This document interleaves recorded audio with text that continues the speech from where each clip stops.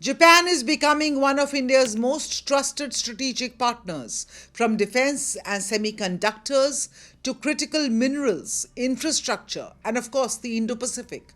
The India Japan relationship is getting deeper by the day. But there is one part of Japan's new strategic outreach that Delhi cannot ignore: Turkey. Just weeks ago, Japanese Defence Minister Shinjiro Koizumi was in Ankara, where Tokyo and Turkey agreed to expand defence cooperation. Ankara is pushing for joint development and productions of Turkish drones, and Tokyo is interested in Turkey's battlefield tested UAV expertise. Sounds like a straightforward defense deal, except India increasingly views Turkey with suspicion. Ankara has repeatedly backed Islamabad on Kashmir. It supported Pakistan during Operation Sindoor, and Turkish-origin drones were among those used by Pakistan during the conflict. So, as Koizumi meets Defence Minister Rajnath Singh in Delhi now, there is a larger question: can Japan become an even stronger strategic partner for India, while simultaneously building a defense relationship with a country that openly challenges India? Or is this simply the new normal of a multipolar world, because India itself has been playing this game for years?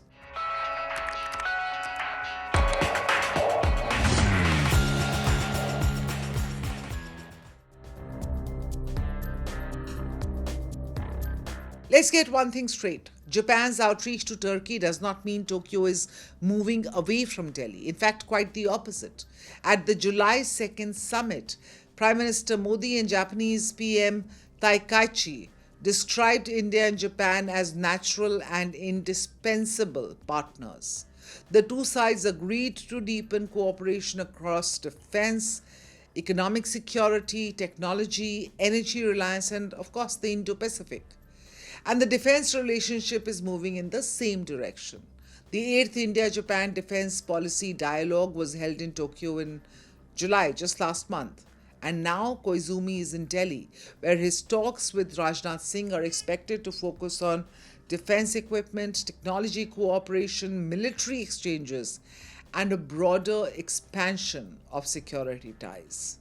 So India remains central to Japan's strategy.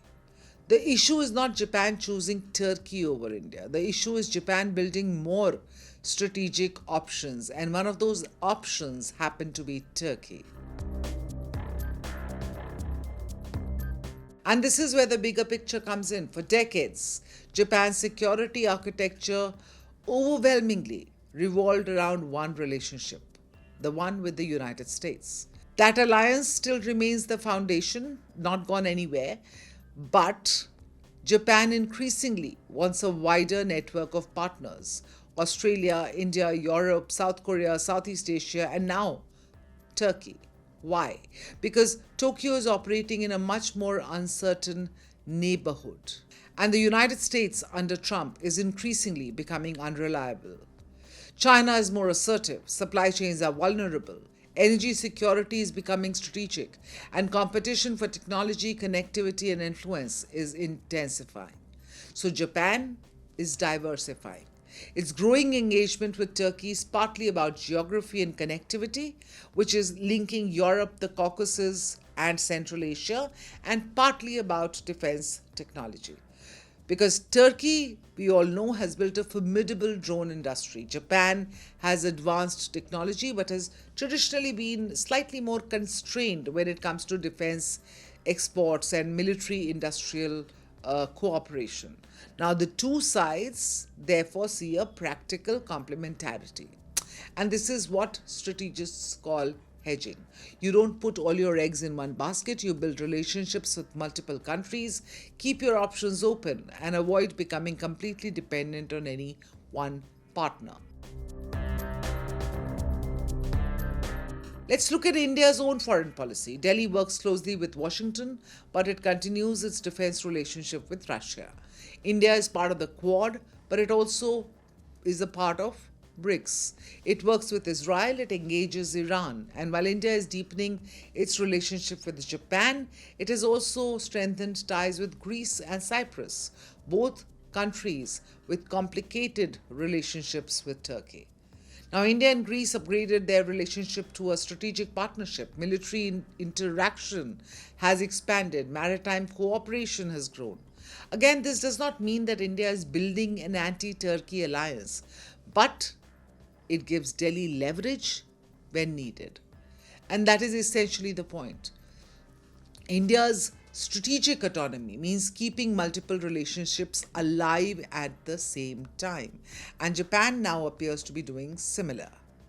The question is how far that relationship goes and whether Turkey's strategic choices eventually collide with India's interests.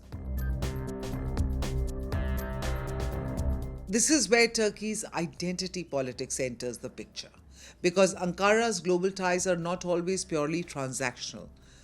That is what makes this complicated. An analysis by the Global Security Review argues that Ankara's foreign policy under Erdogan increasingly contains an identity component. Turkey wants influence across the Muslim world. Pakistan fits naturally into that vision. Kashmir fits politically in that vision. Support for Islamabad, therefore, does not always behave like a normal bargaining chip. It can become part of Turkey's political identity and regional leadership narrative. Now, Japan's relationship with Turkey may be transactional. Turkey's relationship with Pakistan is deeper, and that symmetry is what India has to watch out for. Ultimately, the Japan-Turkey story should not distract from the bigger strategic picture, the real glue which is holding India and Japan together, which is China. Japan is advancing the Unicorn naval communication system for India and wants wider equipment cooperation. That strategic convergence is far deeper than any current disagreement over Turkey. India partners with Japan, Japan partners with Turkey, Turkey partners with Pakistan, India partners with Greece, America works with all of them in different combinations. So no friendship is exclusive anymore. Every major power wants insurance. The challenge is managing these contradictions. Japan wants Turkish drones without inheriting Turkey's Pakistan politics. India wants Japan's technology without giving Tokyo a veto over Delhi's other relationships. Turkey wants Asian partners without abandoning its ideological support for Pakistan. And that is why the meeting between Rajnath and Japan's Koizumi matters. India and Japan will almost certainly talk about deeper cooperation, not estrangement. But Delhi will also be watching where Tokyo's Turkey experiment goes, because hedging is harmless only as long as one partner's new friend does not start affecting the old partnership. And that is the real test.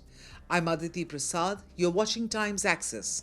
Press the bell icon below to subscribe and never miss a Times Access update.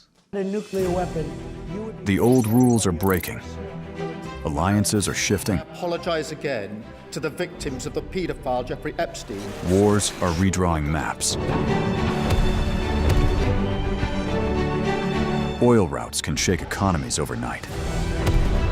One election in America can impact markets in Mumbai. No tax on tips. One move by China can alter the balance in Asia. One conflict in West Asia can hit every Indian household. This is no longer a distant story. This is our story. Your story. Because for the first time in decades, India is not watching from the sidelines. India is rising. India is negotiating. India is balancing rivals. India is building military strength. India is shaping trade routes. India is becoming central to the new global order. And yet, most global news is still told through someone else's lens. Washington's lens, Beijing's lens, London's lens. But where is India's lens? Where is the platform that explains the world from our perspective? Welcome to India's Axis, a new destination for geopolitics, strategy and power seen through India's eyes. From Neighborhood Watch to the biggest global stories that matter to you. Why tensions in the Taiwan Strait matter to India, how one move by China can affect India's security, what turmoil in Pakistan means for regional stability, how Bangladesh, Sri Lanka, Nepal, and Bhutan shape India's neighborhood, why oil choke points can hit your wallet, how wars abroad can reshape India's security. This is not noise. This is not shouting. This is not recycled headlines. This is sharp, intelligent storytelling. Daily explainers, war room analysis, strategic conversations. Because news is everywhere, but perspective is rare, and in the age of confusion, clarity is power. Axis is for the audience that wants more than headlines. The axis of global power is shifting. India is at the center of that shift. It's time the world was explained accordingly, to understand the world through India's strategic lens. Subscribe now.